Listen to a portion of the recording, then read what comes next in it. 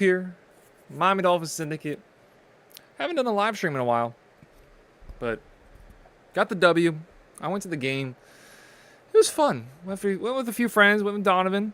Got to meet one of you guys. It's always cool. Oops, I got the stream up here in the background. It's always cool when we meet one of you guys. It's very rare. I've run into now 3 fans, and it's such a surreal experience being that I'm just somebody who sits here and talks like I'm nobody. I'm literally just some doofus in his room that more often than not likes to just come in here and yap. I have no more credibility than anybody else does. Donovan, what's going on? Yeah, ooh, alive. Just we'll see how this goes. Don't know if we'll do this, but we'll see how this goes. Dolphins win 27-21.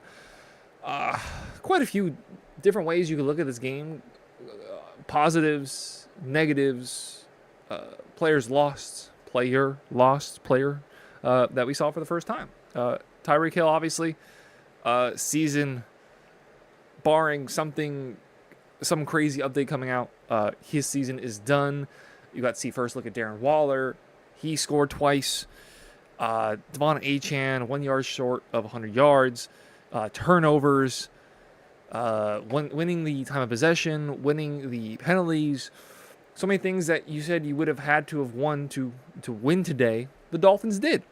And I'm pretty excited about that. So we'll go ahead and just take a look at things over on ESPN, taking a look at just what unfolded today. Just maybe a little bit of box score viewing at first. So Dolphins, I don't want to say nothing really stood out. There wasn't a lot of big plays other than, the turnovers, of course. Tua was fine.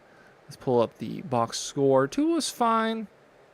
17-25, 177, 2 touchdowns, 58.5 QBR, 114 passer rating. He was fine. Didn't turn the ball over. Didn't put the ball in a lot of careless situations.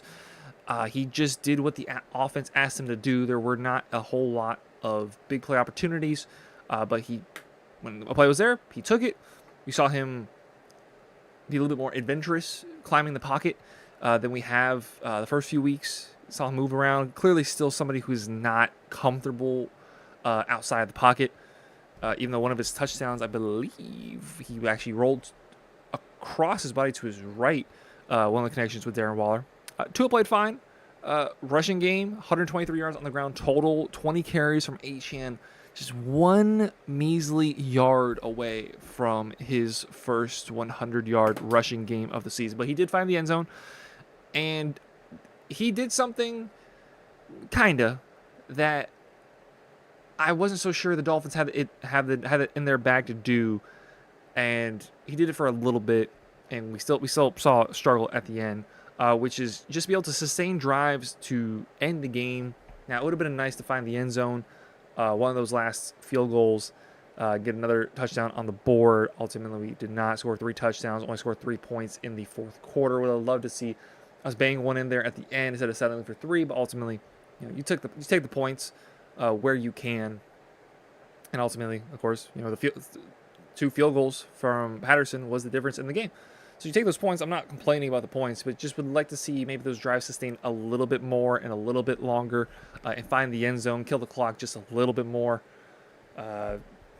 Donovan says sailed a pass pretty badly on 3rd down. Other than that, he was pretty good. O-line blows. Yeah, I tend to agree. It wasn't a Tua performance for the record books, but it was a Tua performance that won the game. He did what he hasn't done all season, which is not turn the ball over. He just ran the offense. Fine. Devon Achane, like I said, saw him a little bit there in the fourth quarter, be able to just put plays together, get first downs. We'd like to see that a little bit more, but we understand where this Dolphins offensive line is. We understand where this Dolphins rushing attack is. Ollie Gordon, pretty anonymous day, 6 carries for 10 yards. Again, Tua, 3 carries, 6 yards, nothing there. And obviously, biggest takeaway from the game, other than the fact we won a game, is Tyreek Hill. He appears to be done for the season. Originally thought it was a dislocated ankle, dislocated knee, so more that could go wrong there than in the ankle. Yeah, that sucks. What does that mean for Tyreek's career? What does that mean for Tyreek's career as a Dolphin? Um, I think it all but guarantees that unless you cut him, he will be on the team next year. Now, anybody that thinks they know what is going to happen with Tyreek based off of the injury, whether you say he's going to play again ever, whether you think he's going to play again in a Dolphins uniform, if you somehow think he's going to play again before the season ends, we don't know. These injuries, these extreme, gruesome injuries are so extreme and gruesome that if you want to try to guess right now what's going to happen, by all means, go ahead and guess, but we're just going to have to wait and see. Is he ever going to play a down again? Is he ever going to play a game a down in a Dolphins uniform ever again? I don't know. I was actually sitting on the sideline in the upper deck on the side that it happened, and after he got tackled out of bounds, I kind of looked away, and my buddy next to me, who's a Jets fan, he's like, oh my God, his ankle was broken. And everybody around me was in shock. You look down at the players on the Jets sideline, the guy who tackled him, they're all like running away, grabbing their heads. Obviously, we knew it wasn't good. And then also, I've also seen a lot of people try to break down like his reaction.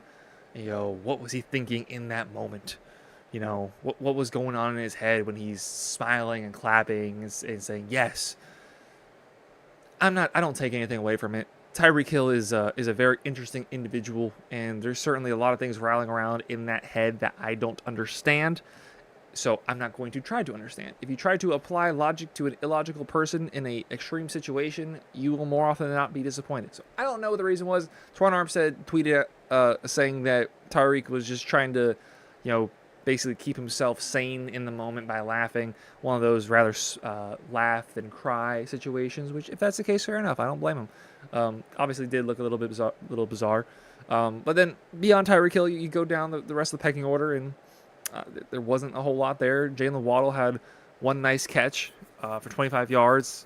Otherwise, was mostly kept in check by the Jets defense, which was better than we've seen in the first 3 weeks, but certainly still not the Jets defense that we're accustomed over the last couple of years, being one of the best defenses in the league. They are not that. A lot of the offense now is going to have to rely on Jalen Waddle's shoulders. And this is kind of the moment we've been waiting for with Jalen Waddle. Now, obviously, expecting him to just immediately take it over in that same game was always going to be a bit difficult for him. But the conversation with Jalen Waddle is always, once Tyreek Hill is gone, ... And that could have happened before the season started. That could have happened mid-season via trade. That could have happened next year. But that is expedited to right now. It is Jalen Waddle's show. What version of Jalen Waddle are we going to get? Are we going to get, rookie year Jalen Waddle, year 2 Jalen Waddle, where he's like seriously emerging on the scene? I believe 1,300 yards Jalen Waddle, breaking the record for catches in a season at the time for a rookie. That Jalen Waddle. What are we going to get? Or are we going to get more from what we've seen from him over the last few years? At times, a bit pedestrian, can be a bit lost in the offense with how good Achane is, how good Tyreek is. What's it going to be?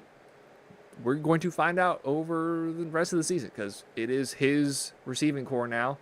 Donovan saying Tosh Washington unleashed. Yeah, right.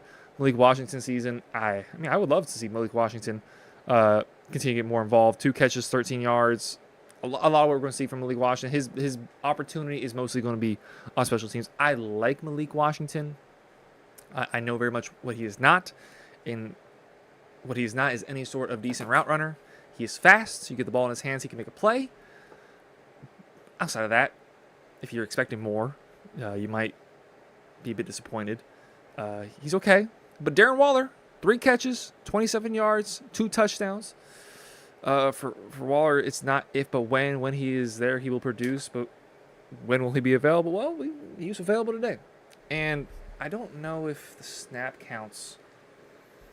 I don't even know how well you guys have been hearing me. I've had the microphone aimed the wrong direction. I'm just going over to Sleeper and seeing what's going on in terms of if they have the snap percentages up. Okay, just screw me. Don't load at this point. Okay, great. Okay, yeah, as I go to put it down, it loads. They do not have the snap percentages out. So it definitely didn't feel like he played majority of the snaps. It was probably somewhere around 50%. I couldn't tell you if it was a little bit more, a little bit less. Off the top of my head, I just don't know. But he made very well use of those touches. 3 catches, 2 touchdowns, and now he has gone from, when are we going to see him play? What is he going to be in this offense to, oh, he is important. He is probably the 3rd option now in the passing game behind Devon Achane, who, after Devon Achane had his very first catch, I said to my friend who's a Jets fan, you're going to see probably 6 of these the rest of the game. That was wrong. He had 1 catch for 2 yards. He had 101 total yards on the ground. I could have sworn he had a second one, but maybe it counted as a rushing attempt. But you look at the rest of that receiving corps, and again, if you expect a lot out of it, you're going to be disappointed. We're going to see this is going to be a real test for everybody involved. It's going to be a real test for Tyreek. Or sorry, I mean, in a way, it's going to be a real test for Tyreek. When you have your leg facing the wrong direction. But it's going to be a real test for Waddle, for Waller, for Tua, for Malik Washington. You know, I don't expect Nick Westbrook and Keenan all of a sudden to be an important, vital part of this passing game. Julian Hill, same thing. You know, they're going to get their spare catch, 1 or 2 a game, and that's that. But this passing offense now is going to have to be centered around Waddle and Devon Achane. And then we see what Darren Waller ends up being over the rest of the season. But we'll find out. We'll find out a lot about these people. We'll find out a lot about Mike McDaniel. You can't now just have a cheat code in Tyreek Hill out there all the time. They said he was going to be mostly out there on 3rd down red zone packages, and that he was. He scores 2 touchdowns. I believe his other catch may have been on 3rd down. Talk about the Dolphins side. Look on the other side. Justin Fields, 226 yards and a touchdown. This is inflated. In the 4th quarter, I remember at one point he had 123 passing yards. A lot of this passing yards here came on that final drive, as well as I believe it was ended up being like a 35-yard completion. They started at the 1-yard line. A great punt by Jake Bailey. If you ever had a negative thing to say about Jake Bailey, fair enough, valid. Not the biggest leg in the world. Could not have punted that better if he tried.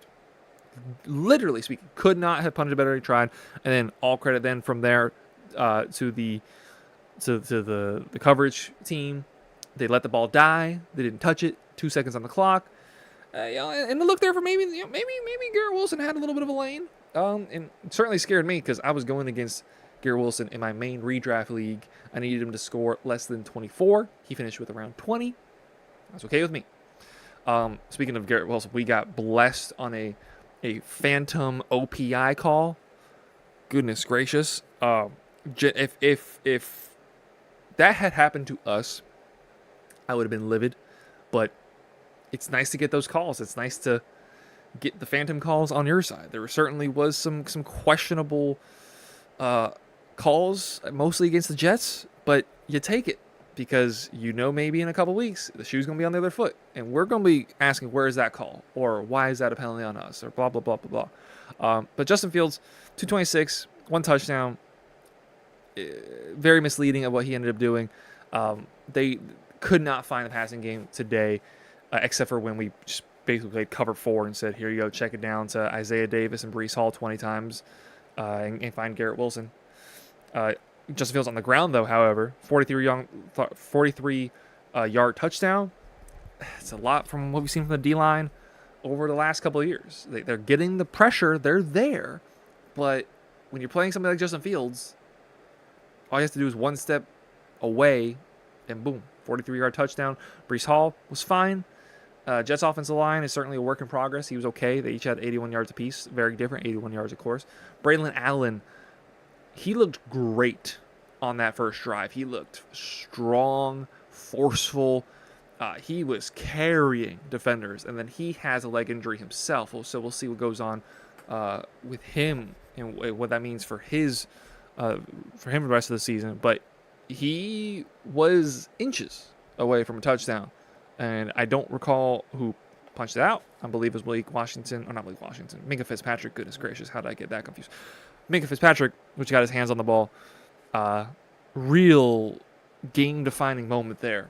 It felt like after that moment, we didn't necessarily control the game, And I wish, especially on that second turnover, when Justin Fields fumbled on fourth down, which I did not understand that call of going for it on fourth down there. Just kick the field goal, take the points, and you're essentially looking at a different situation as the game goes on. Instead, they go for it. Justin Fields fumbles it, and the Dolphins don't score any points on that. And then the Jets come down and kick a field goal. When that happened, and I saw some discourse about it on social media, it was one of those moments where like, oh, are we going to lose this game? First half, you felt good. You felt like you were in control. We haven't even looked at the team stats yet, but you felt like you were in control the entire first half. And then you don't get points on the turnover. Was aggravating for sure, but this is not a good football team.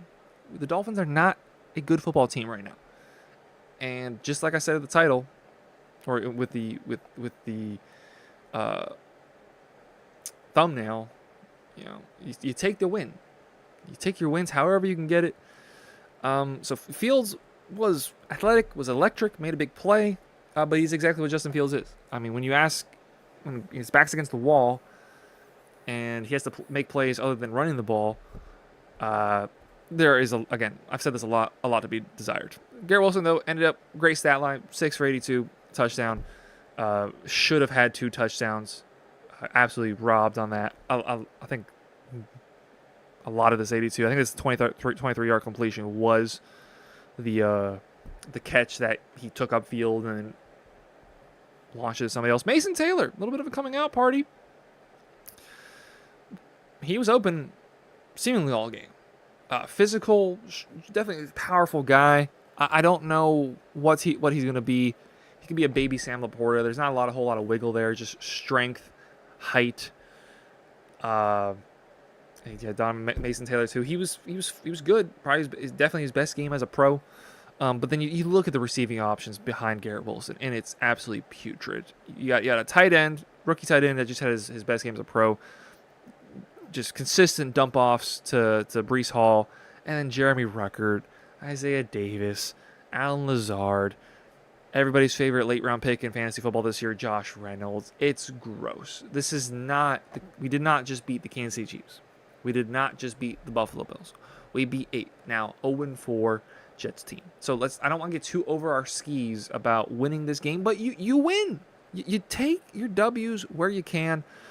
Let's take a look at the team stats now, and I feel like most of this will favor the Dolphins. This is my first time looking at it, just like it is yours probably. First down is actually slightly favor the Jets, but again, those last 2 drives I think really inflated that. Where is the penalties? I don't want to pass it. Penalties. 13 for 101 compared to 6 for 40 for the Dolphins. Right, that's big. These 2 things are right here. And you make even 3 things. 0 for 2 in the red zone, 13 101 penalties, 3 turnovers. That's the game. That's the game right there. The Dolphins scored in 3 of our 4 red zone opportunities. 0 for 2 in the red zone. 13 penalties. Putting the ball on the ground 3 times. That is the game. Now, as a Dolphins fan, you have every right to look at this like, why was it only a 1-score game? And you'd have every right to say that. Again, my response to you would be, we are not a good football team. This is not a team that is going to win the Super Bowl. This is a team that is in very many ways broken. Now, physically broken, mentally broken as well. You got to win the turnovers. You got to win the penalties. Time of possession. You barely win the time of possession. I keep saying this again. That fourth quarter, I feel like really inflated that. We also had a really long drive there in the fourth quarter. I want to say it took up 5 minutes. But you win the time of possession. You win the turnovers. You win the penalties. You're more successful in the red zone. That is how you win football games.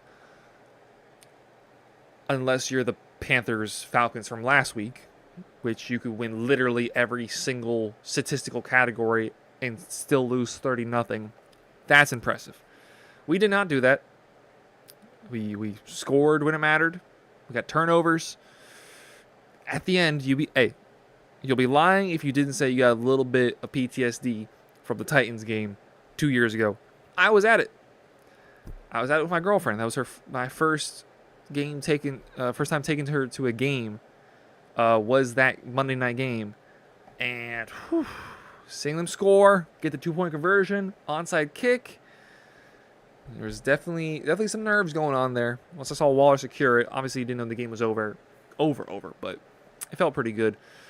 Just overall thoughts from here is look, it sucks. It sucks to see Tyreek go down. That's as much as I don't like him as a human.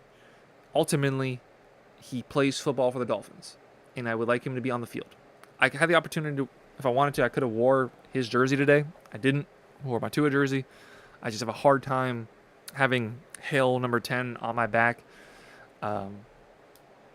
Just personal decision. If you want to wear a Tyreek Hill jersey, I'm not going to tell you not. I'm not going to judge it. That's just my personal opinion.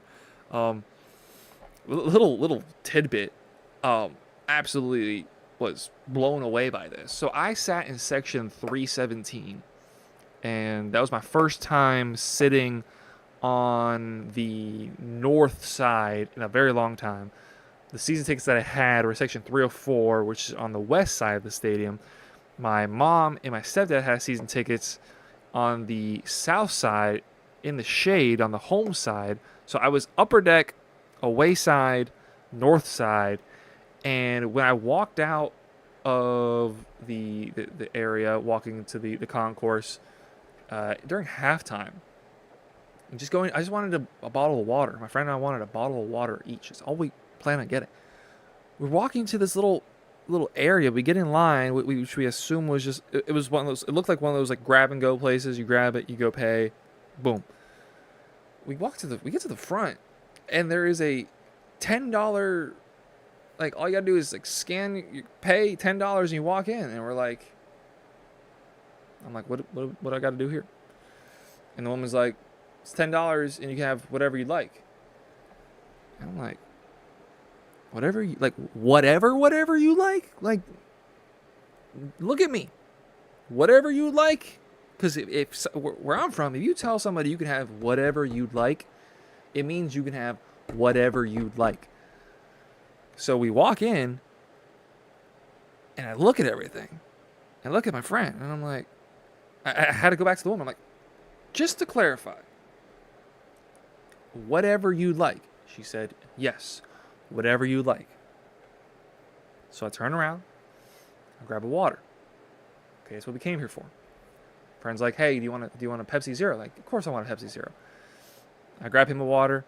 So I'm holding 2 bottles of water now. And I'm looking, I'm like, there's beer. I grabbed a Michelob Ultra. There's Gatorade. I grabbed a Fruit Punch Gatorade. There's a cooler of ice cream. I grabbed a frozen Twix and a M&M ice cream sandwich. I am holding bottle of water, beer, bottle of water, can of Gatorade in my pocket, M&M ice cream sandwich in my pocket, Twix ice cream bar in my hand. I literally had, I couldn't have grabbed anything more if I wanted to. There was popcorn, there was a chicken sandwich little station, whatever you wanted, $10. I thought someone was going to tell me to stop. I really did. We walked to the end. There's another attendant at the end. The only thing they said was just open up your beer, open up your water bottle. I didn't really understand that. I thought they were going to make us like give them the cap. Nope. I didn't really understand that at all. But $10, for $10, I got a beer, a Gatorade, a soda, a water bottle, and an ice cream sandwich, and a Twix ice cream bar. $10 in this economy, that all those things by itself. At the Dolphins Stadium, beer is $15. Can of Gatorade, I want to say, is $7. A bottle of water is probably $8. So 15 plus 6, let's call it 7 even. 15 plus 7, 22. Plus 8 is 30. Plus a can of Pepsi Zero is probably, let's call it again, $6 or $7. So now we're at 37. Now you're talking about 2 ice cream bars. You're probably looking at, let's call it $8 each for those. So 37 to 45, 45 to over $50. Look, this is free advertisement for the Dolphins here. And if you guys go to a game, it was outside of section 317. It was like if you're facing it, you're facing towards the west. It looks like a walk-in area where you grab it, and you go over to the attendant. No, you pay a flat $10 fee. You guys have been warned. All right, that's been enough yapping for me. About 25 minutes into here. Appreciate Donovan for hanging out. We'll see how this does in post in terms of people viewing it. But I just felt like doing this a little bit different. So appreciate y'all for tuning in. We've consistently had about 3 people in here. So appreciate y'all. Shout out to homie that said what's up to Donovan. I'm not a celebrity. I feel like when you guys say hi, it is really weird. Like, not weird. Weird's not the right word. It's like, it's like kind of fascinating. It's like, I'm no different than anybody else. I'm no different than y'all watching this here. I watch Dolphins content creators too. I watch plenty of content creators on YouTube. I literally got home. I'm gonna be real with you. I took my shorts off. I'm in my underwear and my jersey still. I'm about to go shower. So to me, it's just so surreal. Someone coming up and saying hi, like, oh, I recognize you, you're Dolphins Syndicate, right? I'm like, dang, yeah, I am. I don't think I'll ever get used to doing that. But appreciate y'all watching. We got a dub. Rest in peace, Tyreek Hill's knee. See what happens with that. We'll see y'all tomorrow with some more wonderful content. Appreciate y'all for tuning in today. Have a great rest of your night, everybody.